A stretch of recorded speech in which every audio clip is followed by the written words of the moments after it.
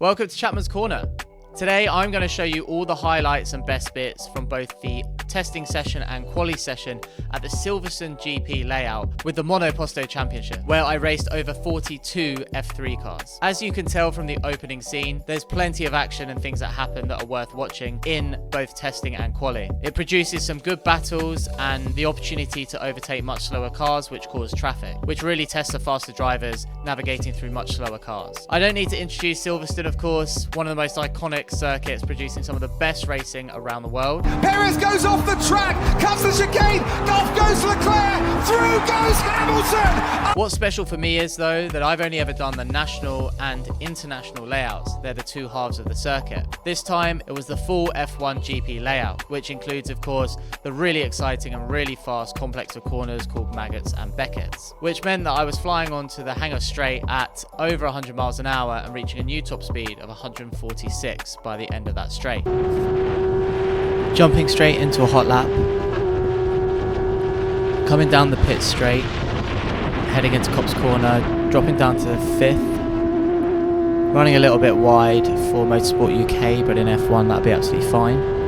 So heading into Maggots and Becketts here, going pretty quick, lifted a little bit early, dropping to 5th and then to 4th for the left-hander. A little bit too far over to the right, needed to take a lot more curb there and get on the power earlier, so it's not my best lap. But we're still firing out onto hangar straight pretty quickly.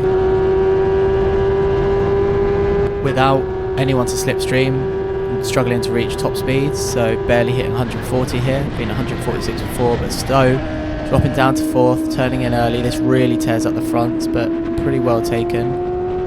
Coming into what should be Vale, but as this is the historic layout that they changed last minute, we're taking the historic round through Club Corner, and then we're taking a lot more speed through here for the final turn.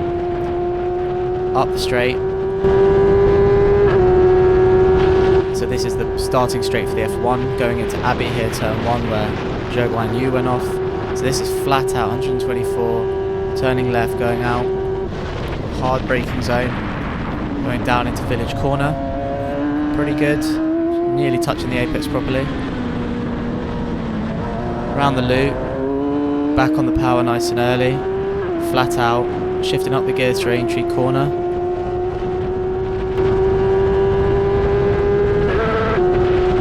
Screwing up the gear change. Now coming into Brooklands, probably one of my stronger corners, getting a nice bit of that apex there. But then I really struggle with this one, so I guess kind of just hooking it into the inside, trying to look as far out. So we're taking the exit curb and then flat out up the gears as we come back along pit straight, and that's a lap of the Silverstone GP layout. Monoposto has been running since 1958 and offers competitive single-seater racing for massive grids of up to 50 cars. It's a really friendly vibe in the paddock. It's organised amazingly with texts with updates throughout the day as things change, a barbecue and even a baking contest in the paddock as well. I'm sure the drivers wouldn't mind me saying that the driver lineup's a little bit older, or should we say more experienced. Unlike the F1000 Championship, which runs with the 750 Motor Club, what's exciting about the Monoposto is they often run the full circuit layout for most tracks, like the Brands Hatch GP layout and of course here the Silverstone GP layout. The grid is mixed class. The fastest cars are the F3A class. So these are cars that were built between 2005 and 2011. The F3B class is cars that were built between 1997 and 2005. These are a variety of Formula Renault and even Formula Fords. The F1000, if you haven't heard of them before and this is the first time watching my channel, it's a 1000cc sport bike engine, typically Suzuki GSXR or Gixxer. But don't be worried too much about us with a lower displacement. Our cars are pretty quick. We have a minimum weight of 420 kilos with the driver. I'm actually 435 with driver. The F3 cars have a minimum weight of 560, so we have a good 140 kg weight advantage. I chatted to a few of the drivers over the weekend. One of them was in fact an ex-GT driver about what the difference is between our cars and where the advantages lay. Obviously, F3 has a lot more aero, with their solid monocoque chassis and larger wing. This means that they have an advantage through the high-speed corners with more downforce. And of course, there are a lot of those at Silverstone. They also have larger brakes, so have more stopping power. Some of the newer ones are also modified with flappy paddle, which means that they're able to do left foot braking and get on the brake later. The F1000, on the other hand, is a smaller, lighter and more nimble car, which means you can rotate them faster and get on the power a lot earlier.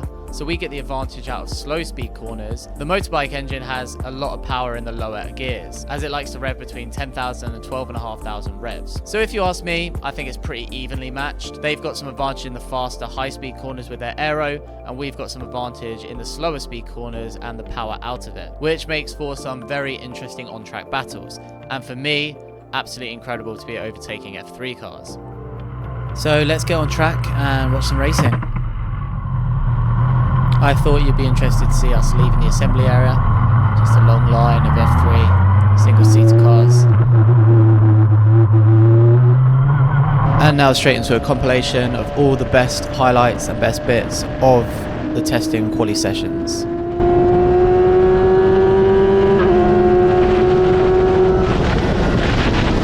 A bit far back to go for it into Abbey, especially on a test day. You just don't know if people are watching behind them.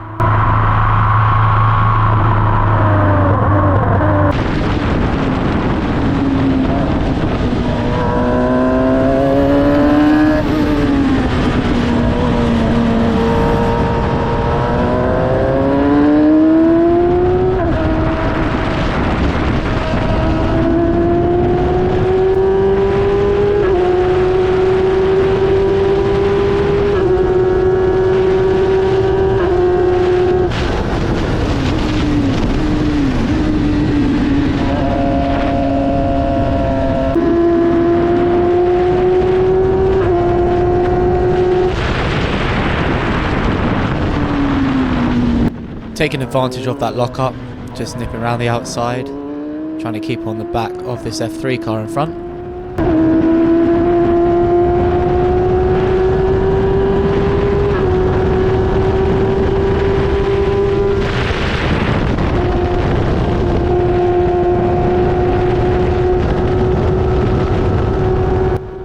Not taking the risk of going for it, it is a test day only. But he's missed the apex with a little lockup. Had to deal with some oversteer there, so we're trying to switch back, and then we got a good run up, but he's taken his racing line, which he's very much entitled to do, and then waves me by. And that's Chapman with his eyes on Jimmy Broadbent in front, just trying to weigh him up. He's got a bit of traffic, so we're trying to go for the switch back, going out nice and wide, trying to V it, get back on the power nice and early, get in that slipstream. And we've driven right past him. That's Chapman on Broadbent. Pretty good job application for the GT4 Bilstein team, if you ask me. Jimmy, hit me up, I am free. We can see the much older cars, one without downforce, ahead. So we're going for it, but 135 going into Cops is never going to work if you're on the inside. You've ruined your line. So of course we miss the apex, deal with some oversteer, end up going way off the track, but thanks to Silverstone, there's plenty of runoff.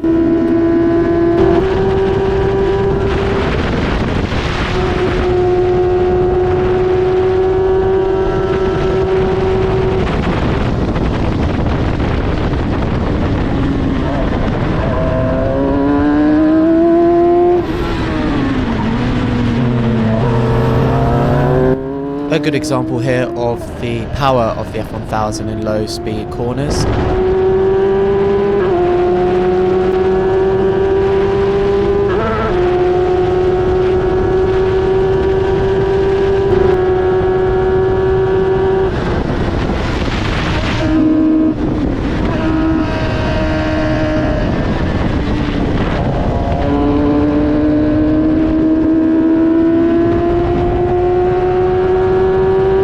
The difference in the slipstream was incredible on the hanger straight. It was a very windy day and you could really feel it pushing both your helmet and the car, so it was important to get in behind cars on the straight.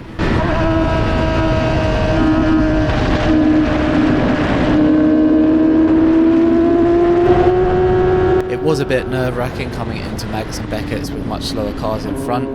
It's really important to get the line right and avoid moving targets.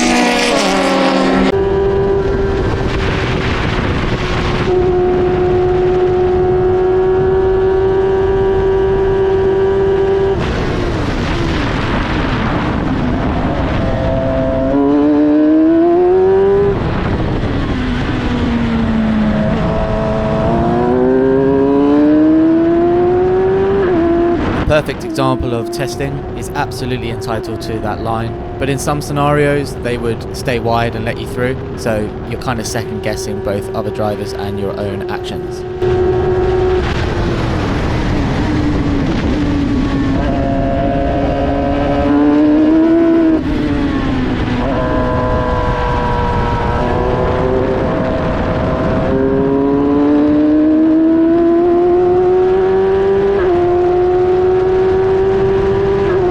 As we approach Cops, you're about to see the aero advantage of F3 cars. In the F1000 I have to drop to 5th, so I've got more drive out, whereas they're able to keep the foot pinned.